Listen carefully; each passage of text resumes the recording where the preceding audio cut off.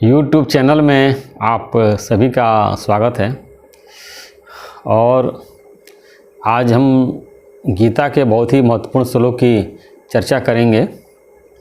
और अगर आप इस श्लोक को समझ गए और भगवान का कहने का क्या इंटेंशन है और क्या समझाना चाहते हैं, तो जो समाज में या ऑफिस में या घर में जो हमारे तनाव का कारण है, लड़ाई झगड़ा का कारण है, और बहुत सारे जो हमारे मानसिक उलझने हैं, अब बहुत सारे समस्याओं का समाधान इस श्लोक में है।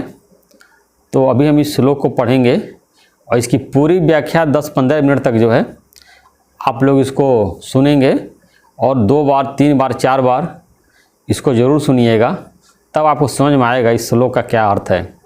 और हमको भी शुरू में ये समझ में नहीं आया था, काफ़ी बाद में समझ में आया। तो इसको एक बार के सुनने में नहीं होगा, इस श्लोक की व्याख्या आप लोग कई बार सुनेंगे तो समझ में आएगा। तो श्लोक इस प्रकार है। ये तीसरे अध्याय का, गीता के तीसरे अध्याय का ये 33 नंबर श्लोक है।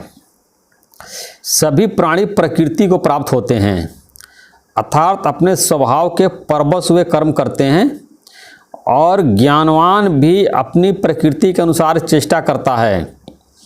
फिर इसमें किसी का हट क्या करेगा?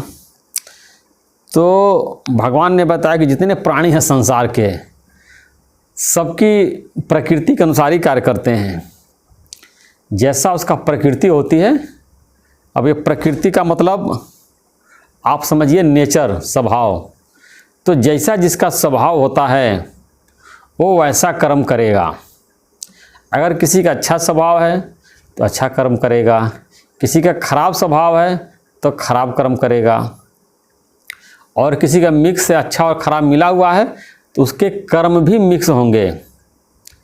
तो अच्छा आदमी कभी खराब कर्म नहीं कर सकता है, और जो बुरा इंसान है, खराब इंसान है, वो कभी अच्छा कार्य कर नहीं सकता है, क्योंकि वो प्रकृति के अधीन है। जो उसका स्वभाव है, जो उसका संस्कार है, वो अनादिकाल से है और वैसा ही कार्य करेगा। जैसे सांप का है तो सांप का स्वभाव क्या? डसना, फूंफ मारना, तो डसेगा, फूंफ मारेगा। कुत्ते का काम है कि भौंकना, कहीं किसी को देखते हैं भौंकते हैं, या जब देखिए गली में 3-4 कुत्ते रहते हैं और दूसरे गली कुत्ता भोले भटके से आ जाए तो उसको भौंक भौंक के भगा देते हैं, या किसी अननोन व्यक्ति को देखते हैं तो भौंकने लगते हैं। तो इस तरह से मनुष्य भी होते हैं। जितने मनुष्य हैं उनके उतने तरह के स्वभाव हैं। अब गीता में 3 गुण की बात बताई गई है, सतोगुण, रजोगुण, तमोगुण। तो कोई तमोगुण स्वभाव वाले व्यक्ति हैं, संसार में भरे पड़े हैं, और रजोगुण वाले भी बहुत हैं, सतोगुण वाले बहुत कम हैं। तो जो तामसिक व्यक्ति है वो तमोगुण वाला ही हरकत करेगा। रजोगुण वाला है वो भोग और संग्रह में लगा रहेगा। तमोगुण वाला आलस, निद्रा, प्रमाद, आज के काम कल करेंगे, और भोगों में उसका मन रहता है और कर्म में नहीं रहता है, आराम तलब होता है।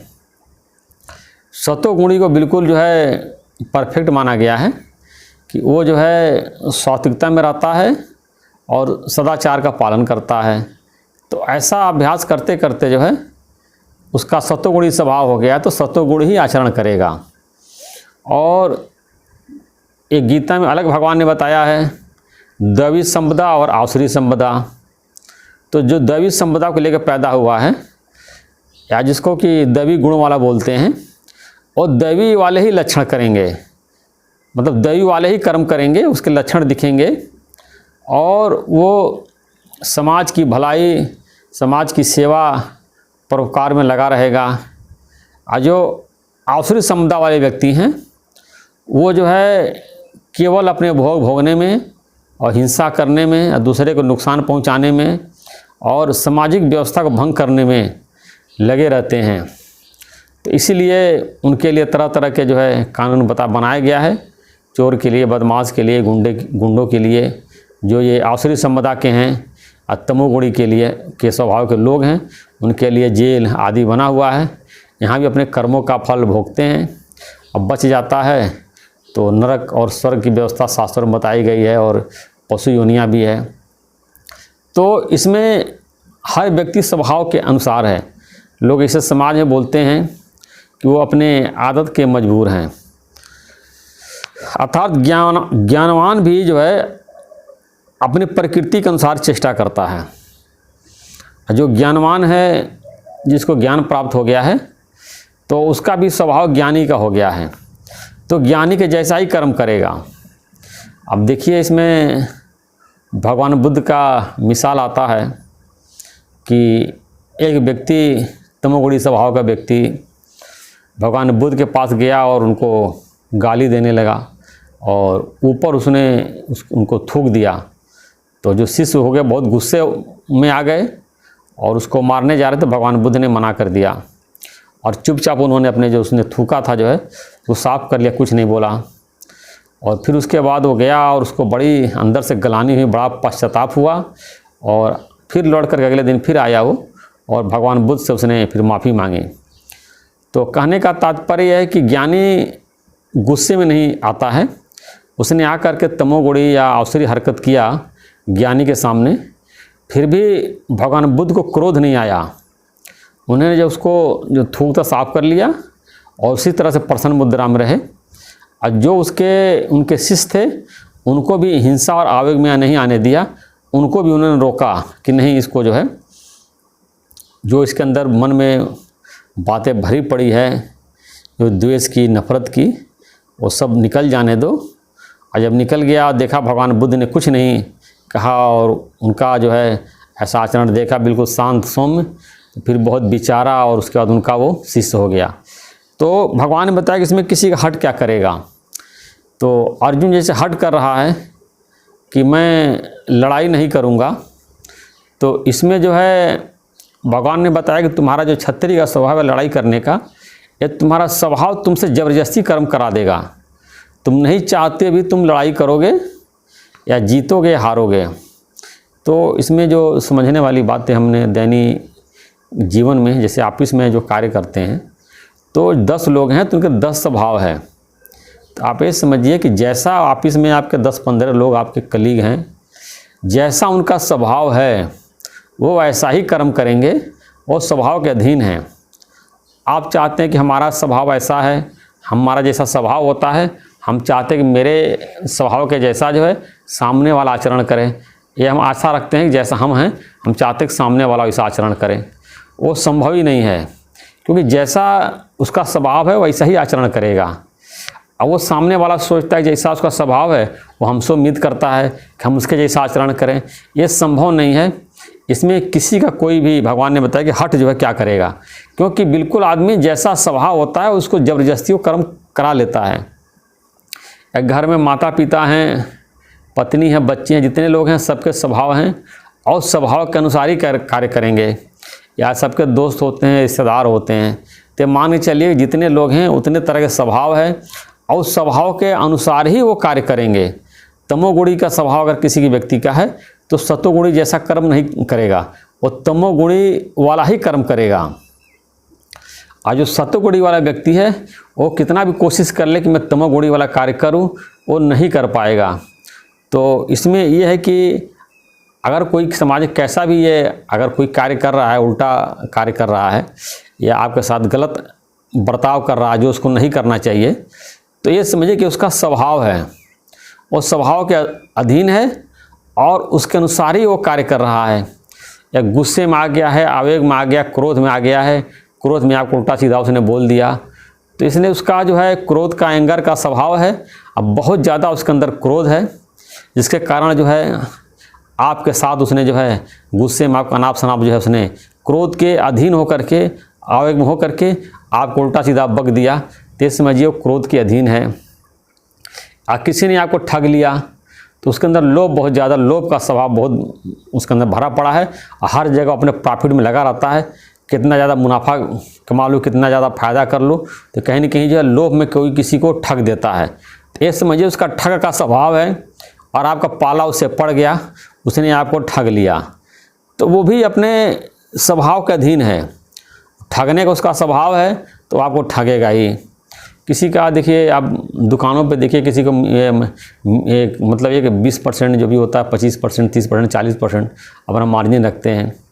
और कहीं ऐसे होते हैं कि 300%, 100 रुपये के सामान को जो 300 रुपये में बेचते हैं। उनका ठगने का स्वभाव है तो ठगते हैं, उनके अंदर लोभ खूब भरा पड़ा रहता है कि हम कितना से कितना ज़्यादा प्रॉफिट कमा लें, और अगले को ठगते रहते हैं। इसमें किसी का कोई हठ नहीं कार्य कर सकता है कि एक दुष्ट आदमी कितनी भी कोशिश कर ले कि हम अच्छा आचरण करें, वो नहीं कर सकता है, क्योंकि उस स्वभाव का अधीन है। दुष्टता का जो उसका स्वभाव है उसका अधीन है, वो वही कार्य करेगा। और एक अच्छा आदमी भी चाहे क्योंकि हम गलत कार्य करें तो नहीं कर सकता है, क्योंकि जो उसके अंदर जो है स्वभाव है, जो है अच्छे गुणों का स्वभाव है, संस्कार है, वो उसी के अनुसार ही कार्य करेगा। तो कहने का मतलब ये है कि आप संसार को पिक्चर की तरह देखिए और स्वाभाविक व्रत रहा। भगवान आगे श्लोक में बताएंगे, स्वाभाविक व्रत रहा है, यानी कि गुण ही गुणों में व्रत रहे हैं। तो जैसा जिसका गुण है, जैसा जिसका स्वभाव है, वो वैसा ही जो है कार्य कर रहा है। यहाँ प्रकृति का मतलब जो है कि स्वभाव समझिए, जो शब्द लिखा हुआ है कि यहाँ प्रकृति का मतलब जिसे कि सभी प्राणी प्रकृति को प्राप्त होते हैं, यानी जो उनका स्वभाव है, जो उसका नेचर है, उसके अनुसार ही कार्य करते हैं। और ज्ञानी भी जो है अपने स्वभाव के अनुसार, नेचर के अनुसार कार्य करता है। तो प्रकृति मतलब स्वभाव, तो सब ये स्वभाव संस्कार जो है सबका अलग अलग है। इसी तरह से जो है लड़ते झगड़ते रहते हैं, या पति पत्नी हैं तो पति सोचता है पत्नी जो है मेरे अनुसार सारा कार्य करे, पत्नी सोचती है पति मेरे अनुसार कार्य करे। तो पति का जो स्वभाव है उसके अनुसार पत्नी को अपने स्वभाव के साथ चलाना चाहता है। पत्नी जो स्वभाव, जिसका जो स्वभाव है वो पति को अपने स्वभाव के अनुसार चलाना चाहती है। अक्सर आप लोग देखे होंगे, एक जो जैसे गुंडा माफिया है तो उसकी ये दिली इच्छा रहती है कि उसका लड़का भी उस बड़ा होकर के उसके तरह गुंडा माफिया बने, उसके गद्दी पे बैठे। कभी ये उसके अंदर इच्छा नहीं होती है कि मेरा लड़का बड़ा होकर के एक अच्छा इंसान बने, सदाचार का पालन, लेकिन उसकी भी इच्छा होती है कि अपने तरफ ही अपने बच्चे को ही बनाना चाहता है, गुंडा माफिया बनाना चाहता है। आप अक्सर देखिए कि कोई नेता होता है या कोई अभिनेता होता है, कोई बड़ा व्यापारी होता है, व्यापारी अपने लड़के को व्यापारी बनाना चाहता है, नेता अपने लड़के को नेता बनाना चाहता है, अभिनेता अपने बच्चे को अभिनेता बनाना चाहता है, संत जो अपने लड़के को संत बनाता है। उसकी इच्छा रहती है कि अपने जैसा जिसका स्वभाव रहता है अपने लड़के को, अपने दोस्त को, शिष्यों को बनाना चाहते हैं। और कभी कभी चलो नेचुरल तरीके से चलो तो ठीक है, लेकिन कभी ज़बरदस्ती जो है कि अपने स्वभाव के अनुसार सामने वाले को चलाना चाहते हैं। और जब वो उसके स्वभाव के अनुसार नहीं चलता है तो दुखी हो जाते हैं। और कभी कभी तो काफ़ी आर्गुमेंट भी होता है, बहस होता है बातों को लेकर के कि सबके स्वभाव अलग है। और जैसे स्वभाव है, स्वभाव का एक विचार, एक संस्कार है, इनके स्वभाव, इनके विचार अलग हैं, तो उसको लेकर लड़ाई होती है। हम चाहते वो ऐसा करे और उसकी बात नहीं मानता है, वो अपने हिसाब से कार्य करता है। तो लेकर के अपने मन में आदमी जो है कुड़ता रहता है कि देखो हमारी बात नहीं मानता है, हम कह रहे सुन नहीं रहा है, जो मन माना आराव कर रहा है। वो सोच रहा है कि मेरे ऊपर जो है अपने विचार थोप रहे हैं, अपनी बातें थोप रहे हैं, क्या मैं उनका गुलाम होगा, जो कहेंगे वही करेंगे, जो है मैं अपने हिसाब से कार्य करूंगा। तो हर व्यक्ति के अंदर जो संस्कार है तो उसी के अनुसार कार्य करता है। तो आप लोग ये किसी के जो है स्वभाव, ये संस्कार समाज में जो लोग भांत के तरह तरह के आचरण कर रहे हैं, तो उससे जो है परेशान होने की ज़रूरत नहीं है। अपने को जो है सही मार्ग ले चलना और अच्छे गुणों का डेवलप करना है। जैसे तुलसीदास जी ने बताया है, तुलसी इस संसार में भांत भांत के लोग, सबसे हंस मिल बोलिए नदी नाव संयोग। तो तुलसीदास जी ने बताया है कि तुलसीदास इस संसार में भांत भांत के लोग हैं, यानी तरह तरह का स्वभाव उनका है। सबसे हंस करके मिल करके बोलिए, किसी से जो है नाराज़गी प्रकट मत करिए।